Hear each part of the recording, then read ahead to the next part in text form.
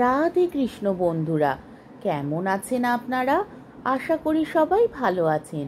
আজকে আবার একটা নতুন ভিডিও নিয়ে হাজির হয়ে গেছি। ভিডিওটি শেষ অবধি দেখার অনুরোধ রইল। আজকের গল্প রবীন্দ্রনাথ ঠাকুরের মানভঞ্জন। আজকে গল্পের দ্বিতীয় পর্ব বা শেষ পর্ব। এখন হইতে সে প্রতি সপ্তাহে থিয়েটার যাইতে আরম্ভ করিল। কালক্রমে তাহার সেই প্রথম মোহ অনেকটা পরিমাণে হ্রাস হইয়া আসিল। এখন সে নটনটীদের মুখের রংচং, সৌন্দর্যের অভাব, অভিনয়ের কৃত্রিমতা সমস্ত দেখিতে পাইল, কিন্তু তবু তাহার নেশা ছুটিল না। রণসঙ্গীত শুনিলে যোদ্ধার হৃদয় যেমন নাচিয়া ওঠে, রঙ্গমঞ্চের পট উঠিয়া গেলেই তাহার বক্ষের মধ্যে সেইরূপ আন্দোলন উপস্থিত হইত। ওই যে সমস্ত সংসার হইতে স্বতন্ত্র সুদৃশ্য সুমুচ্চ সুন্দর বেদিকা, স্বর্ণলেখায় অঙ্কিত, চিত্রপটে সজ্জিত, কাব্য এবং সঙ্গীতের ইন্দ্রজালে মায়ামণ্ডিত, অসংখ্য মুগ্ধ দৃষ্টির দ্বারা আক্রান্ত, নেপথ্যভূমির গোপনতার দ্বারা অপূর্ব রহস্যপ্রাপ্ত, উজ্জ্বল আলোকমালায় সর্বসমক্ষে সুপ্রকাশিত বিশ্ববিজয়িনী সৌন্দর্যরাজ্ঞীর পক্ষে এমন মায়া সিংহাসন আর কোথায় আছে? প্রথম যেদিন সে তাহার স্বামীকে রঙ্গভূমিতে উপস্থিত দেখিল এবং যখন গোপীনাথ কোনো নটীর অভিনয়ে উন্মত্ত উচ্ছ্বাস প্রকাশ করিতে লাগিল, তখন স্বামীর প্রতি তাহার মনে প্রবল অবজ্ঞার উদয় হইল। সে জর্জরিত চিত্তে মনে করিল, যদি কখনো এমন দিন আসে যে তাহার স্বামী তাহার রূপে আকৃষ্ট হইয়া দগ্ধপক্ষ পতঙ্গের মতো তাহার পদতলে আসিয়া পড়ে এবং সে আপন চরণ নখরের প্রান্ত হইতে উপেক্ষা বিকীর্ণ করিয়া দিয়া অভিমান ভরে চলিয়া যাইতে পারে, তবেই তাহার এই ব্যর্থরূপ ব্যর্থ যৌবন সার্থকতা লাভ করিবে। কিন্তু সে শুভদিন আসিল কই? আজকাল গোপীনাথের দর্শন পাওয়া দুর্লভ হইয়াছে। সে আপন প্রমত্ততায় ঝড়ের মতো ধূলিধ্বজের মতো একটা দল পাকাইয়া ঘুরিতে ঘুরিতে কোথায় চলিয়া গিয়াছে তাহার আর ঠিকানা নাই। একদিন চৈত্র মাসের বাসন্তী পূর্ণিমায় গিরিবালা বাসন্তী রঙের কাপড় পরিয়া দক্ষিণ বাতাসে অঞ্চল উড়াইয়া ছাদের ওপর বসিয়াছিল। যদিও ঘরে স্বামী আসে না, তবুও গিরি উল্টাইয়া পাল্টাইয়া প্রতিদিন বদল করিয়া নতুন নতুন গয়নায় আপনাকে সুসজ্জিত করিয়া তুলিত। হীরা মুখতার আবরণ তাহার অঙ্গে প্রত্যঙ্গে একটি উন্মাদনা সঞ্চার করিত। ঝলমল করিয়া রুনুঝুনু বাজিয়া তাহার চারিদিকে একটি হিল্লোল তুলিতে থাকিত। আজ সে হাতে বাজুবন্ধ এবং গলায় একটি চুনি ও মুক্তার কণ্ঠি পরিয়াছে এবং বাম হস্তের কনিষ্ঠ অঙ্গুলিতে একটি নীলার আংটি দিয়াছে। শুধু পায়ের কাছে বসিয়া মাঝে মাঝে তাহার নিটোল কোমল রক্ত উৎপল পদপল্লবে হাত বুলাইতেছিল এবং অকৃত্রিম উচ্ছ্বাসের সহিত বলিতেছিল, আহা বউ ঠাকুরন, আমি যদি পুরুষ মানুষ হইতাম, তাহা হইলে এই পা দুখানি বুকে লইয়া মরিতাম। গিরিবালা সগর্বে হাসিয়া উত্তর দিতেছিল, বোধ করি বুকে না লইয়াই মরিতে হইত, তখন কি আর এমন করিয়া পা ছড়াইয়া দিতাম? আর বকিস নে, তুই সেই গানটা গা। শুধু সেই জ্যোৎস্না প্লাবিত নির্জন ছাদের উপর গাইতে লাগিল, দাসখত দিলেন লিখে শ্রীচরণে, সকলে সাক্ষী থাকুক বৃন্দাবনে। তখন রাত্রি 10টা। বাড়ির আর সকলে আহারাদি সমাধা করিয়া ঘুমাইতে গিয়াছে। এমন সময় আতর মাখিয়া উড়ানি উড়াইয়া হঠাৎ গোপীনাথ আসিয়া উপস্থিত হইল। শুধু অনেকখানি জিভ কাটিয়া 7 হাত ঘুমটা টানিয়া ঊর্ধ্বশ্বাসে পলায়ন করিল। গিরিবালা ভাবিল তাহার দিন আসিয়াছে। সে মুখ তুলিয়া চাহিল না। সে রাধিকার মতো গুরুমান ভরে অটল হইয়া বসিয়া রহিল, কিন্তু দৃশ্যপট উঠিল না। শিখি পুচ্ছচূড়া পায়ের কাছে লুটাইল না। কেহ রাগিণীতে গাইয়া উঠিল না, কেন পূর্ণিমা আধার করো লুকায় বদন শশী। সঙ্গীতহীন নীরস কণ্ঠে গোপীনাথ বলিল, একবার চাবিটা দাও দেখি। এমন জ্যোৎস্নায়, এমন বসন্তে, এতদিনের বিচ্ছেদের পরে এই কি প্রথম সম্ভাষণ?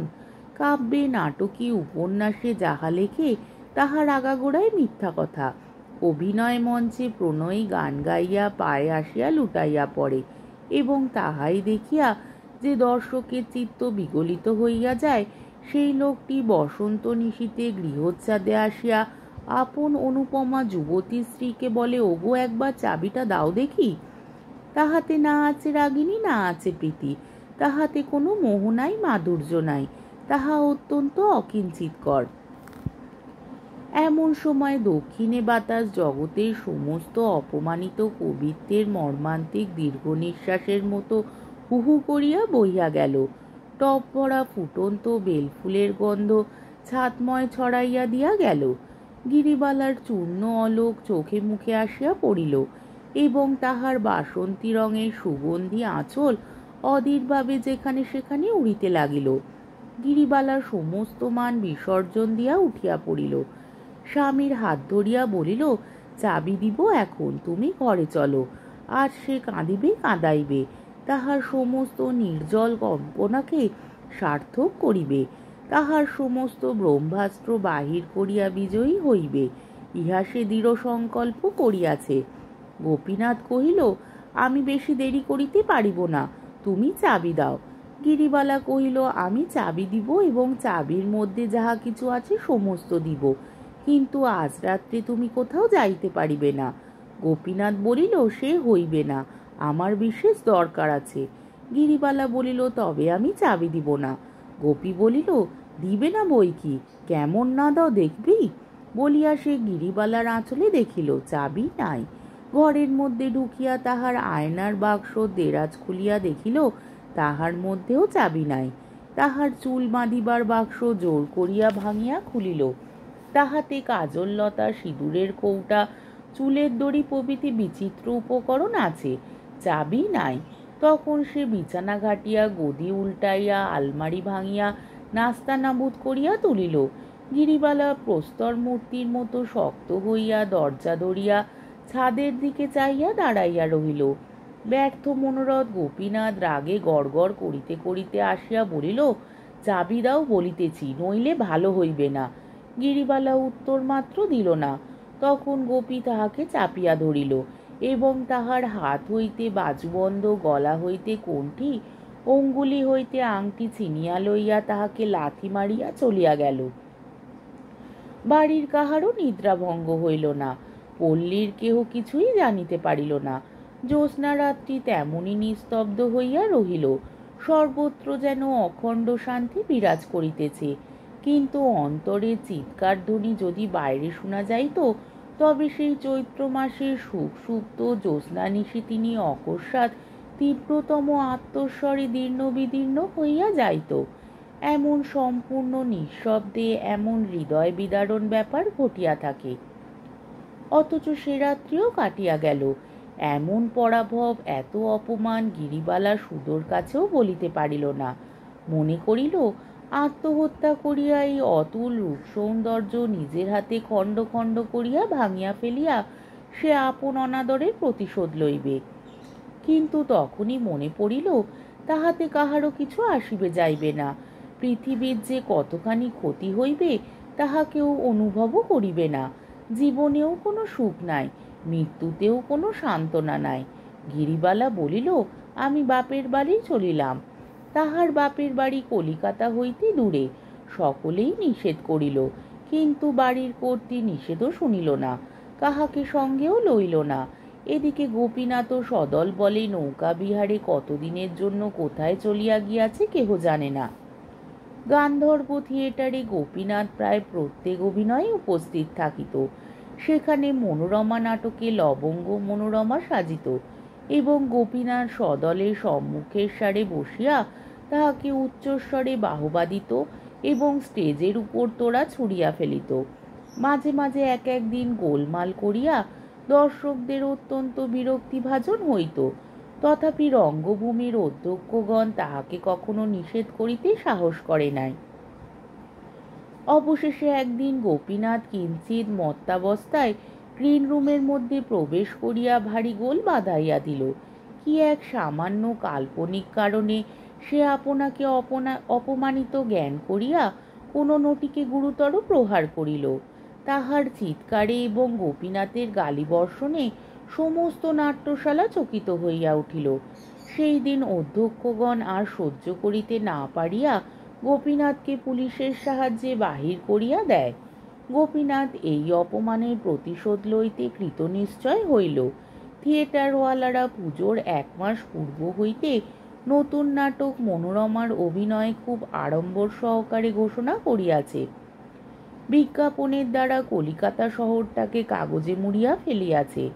রাজধানীকে যেন সেই বিখ্যাত গ্রন্থকারের নামাঙ্কিত নামাবলী পড়াইয়া দিয়াছে। এমন সময় গোপীনাথ তাহার প্রধান অভিনেত্রী লবঙ্গকে লইয়া বোটে চড়িয়া কোথায় অন্তর্ধান হইল তাহার আর সন্ধান পাওয়া গেল না।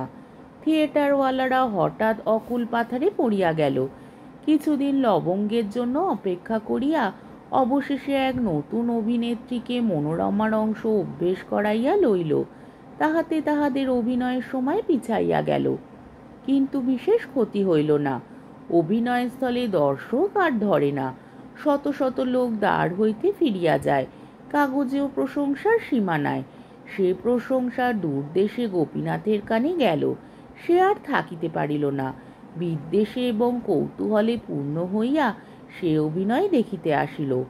প্রথম পট উৎক্ষেপে অভিনয়ের আরম্ভভাগে মনোরমা দিনহীন বেশে দাসীর মতো তাহার শ্বশুর বাড়িতে থাকে। প্রচ্ছন্ন বিনম্র সংকুচিতভাবে সে আপনার কাজকর্ম করে। তাহার মুখে কথা নাই এবং তাহার মুখ ভালো করিয়া দেখাই যায় না। অভিনয় শেষাংশে মনোরমাকে পিতৃগৃহে পাঠাইয়া তাহার স্বামী অর্থলোভে কোনো এক লক্ষপতির একমাত্র কন্যাকে বিবাহ করিতে উদ্যত হইয়াছে। বিবাহের পর বাসর ঘরে যখন স্বামী নিরীক্ষণ করিয়া দেখিল, তখন দেখিতে পাইল এও সেই মনোরমা, কেবল সেই দাসী বেশ নাই, আর সে রাজকন্যা সাজিয়াছে। তাহার নিরুপম সৌন্দর্য আবরণে ঐশ্বর্যে মণ্ডিত হইয়া 10 দিকে বিকীর্ণ হইয়া পড়িয়াছে। শিশুকালে মনোরমা তাহার ধনী পিতৃগৃহ হইতে অপহৃত হইয়া দরিদ্রের গৃহে পালিত হইয়াছে। বহুকাল পরে সম্প্রতি তাহার পিতা সেই সন্ধান পাইয়া কন্যাকে ঘরে আনাইয়া তাহার স্বামীর সহিত পুনরায় নতুন সমারোহে বিবাহ দিয়াছে। তাহার পরে বাসর ঘরে মানভঞ্জনের পালা আরম্ভ হইল। কিন্তু ইতিমধ্যে দর্শক মণ্ডলীর মধ্যে ভারী এক গোলমাল বাঁধিয়া উঠিল। মনোরমা যতক্ষণ মলিন দাসীবেশে ঘোমটা টানিয়াছিল, ততক্ষণ গোপীনাথ নিস্তব্ধ হইয়া দেখিতেছিল। কিন্তু যখন সে আবরণে ঝলমল করিয়া রক্তাম্বর পরিয়া মাথার ঘুমটা গুচাইয়া রূপের তরঙ্গ তুলিয়া বাসর ঘরে দাঁড়াইল এবং এক অনির্বচনীয় গর্বে গৌরবে গ্রীবা বঙ্কিম করিয়া সমস্ত দর্শক মণ্ডলীর প্রতি এবং বিশেষ করিয়া সম্মুখবর্তী গোপীনাথের প্রতি চকিত বিদ্যুতের ন্যায় অবজ্ঞা বজ্রপূর্ণ তীক্ষ্ণ কটাক্ষ নিক্ষেপ করিল, যখন সমস্ত দর্শক মণ্ডলীর চিত্র উদ্বেলিত হইয়া প্রশংসার করতালিতে নাট্যস্থলী সুদীর্ঘকাল কম্পান্বিত করিয়া তুলিতে লাগিল, তখন গোপীনাথ সহসা উঠিয়া দাঁড়াইয়া গিরিবালা গিরিবালা করি চিৎকার করিয়া উঠিল। ছুটিয়া স্টেজের উপর লাফ দিয়া উঠিবার চেষ্টা করিল। বাদকগণ তাহাকে ধরিয়া ফেলিল। এই অকস্মাৎ রসভঙ্গে মর্মান্তিক ক্রুদ্ধ হইয়া দর্শকগণ ইংরাজিতে বাংলায় দূর করে দাও, বের করে দাও বলিয়া চিৎকার করিতে লাগিল। গোপীনাথ পাগলের মতো ভগ্ন কণ্ঠে চিৎকার করিতে লাগিল, আমি ওকে খুন করব, ওকে খুন করব। পুলিশ আসিয়া গোপীনাথকে ধরিয়া টানিয়া বাহির করিয়া লইয়া গেল। সমস্ত কলিকাতা শহরের দর্শক 2 চক্ষু ভরিয়া গিরিবালার অভিনয় দেখিতে লাগিল। কেবল গোপীনাথ সেখানে স্থান পাইল না। আজকের গল্পটি এখানেই শেষ হলো। আমার ভিডিওটি যদি আপনাদের ভালো লেগে থাকে তাহলে আমাকে কমেন্টের মাধ্যমে আপনাদের মূল্যবান মতামত অবশ্যই জানাবেন এবং আমার ভিডিওটিকে লাইক ও শেয়ার করার ও আমার চ্যানেলটিকে সাবস্ক্রাইব করারও অনুরোধ রইল। তাহলে আজকের ভিডিওটা এই অবধি। পরের দিন আবার অন্য কোনো গল্প নিয়ে হাজির হয়ে যাব। ততক্ষণ পর্যন্ত আপনারা সবাই ভালো থাকবেন, সুস্থ থাকবেন, সাবধানে থাকবেন এবং আমার ভিডিওটি দেখতে থাকবেন। তাহলে আজকে আসি, রাধে কৃষ্ণ।